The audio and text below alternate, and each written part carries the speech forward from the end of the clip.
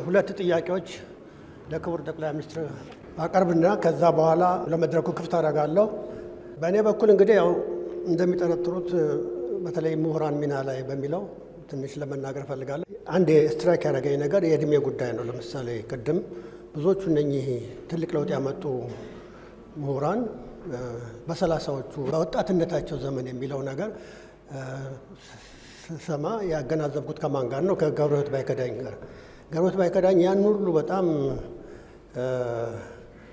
መሰረታዊ የሆኑ ሀሳቦች ያነሳባቸው ጽሁፎች አጤ ምኒልክና ኢትዮጵያ፣ መንግስትና የህዝብ አስተዳደር የጻፈው ከ33 ዓመት በፊት ነው። በ33 ዓመቱ ነው የሞተው የሰውዬ እና የሚገርም ነው እና እሱ ደነቀኝ። ሁለተኛ እንግዲህ አሁን እነኛ ያነሷቸው ሁለት ትውልድ የቅድመ ጣሊያን ወረራና የድህረ ወይም በተለይ የተማሪው ንቅናቄ ስልታቸው የተለያየ ነበር። የፓዮኒርስ ኦፍ ቼንጅ ያልኳቸው ፋናወጊዎቹ በመሰረቱ መጎትጎት ነገር ነበር። መጎትጎት እና በተለይ ማሳመን፣ መሳፍንቱን አሳምኖ ለውጥ ማምጣት በሚል አይነት ነገር ነበር። በሌላ በኩል ግን የእኛ ትውልድ መፋለም ነው። በፍልሚያ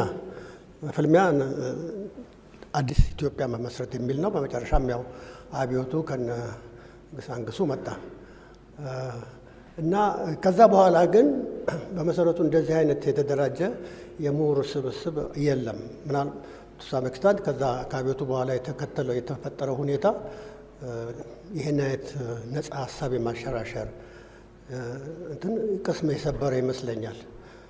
በኋላ ግን በዘመነ ኢህአዴግ ደግሞ በሚመጣበት ጊዜ የምሁራን ሚና እንደዚህ አይነት ለውጥ መጎትጎትም ሆነ መፋለም ሆነ ይቅርና ወደ ፖለቲካል ፓርቲ ይሆናል። ፖለቲካል ፓርቲ በሚሆንበት ጊዜ የፖለቲካ ከስልጣንም ጋር ነው የሚያያዘው እና በዛ መልክ ይሆናል እና ይሄ ነው ለውጡ። እና አሁን ግን ያ እርሶ በጣም በዝርዝር ያስረዱንን ምሁር እንደዚህ አይነት ምሁር ለማፍለቅ በአሁኑ ጊዜ ምን መሰራት ይኖርበታል ብለው ያምናሉ? በመንግስት በኩልስ ምን አይነት እርዳታ ማድረግ ይቻላል ነው።